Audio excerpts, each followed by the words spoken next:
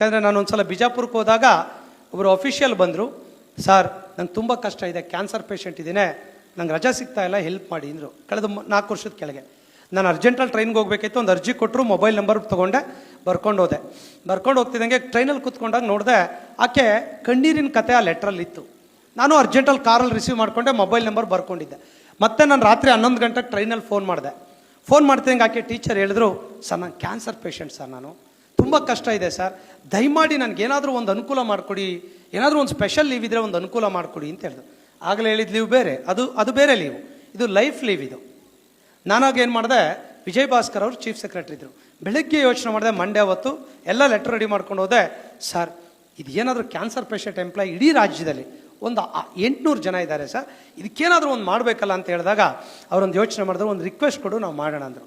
ಅವಾಗ ಯಡಿಯೂರಪ್ಪನವ್ರು ಮುಖ್ಯಮಂತ್ರಿಗಳು ಹೋಗಿ ಮುಖ್ಯಮಂತ್ರಿಗಳಿಗೆ ಕೊಟ್ಟೆ, ಸರ್ ಇದೊಂದು ರಜಾ ಕೊಡಿ ಸರ್ ಅಂತ.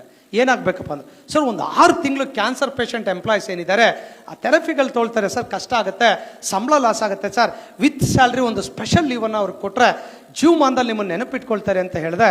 ಅವ್ರು ಆರ್ಡ್ರು ಮಾಡಿದ್ರು. ಅಲ್ಲೇ ಯಾರು ಕ್ಯಾನ್ಸರ್ ಪೀಡಿತ ಸರ್ಕಾರಿ ನೌಕರಿದ್ದಾರೆ ಅವರಿಗೆ 6 ತಿಂಗಳುಗಳ ಕಾಲ ಸಂಬಳ ಸಹಿತ ಸ್ಪೆಷಲ್ CL ಅನ್ನು ಸ್ಯಾಂಕ್ಷನ್ ಮಾಡಿ ಕೊಟ್ಟರು.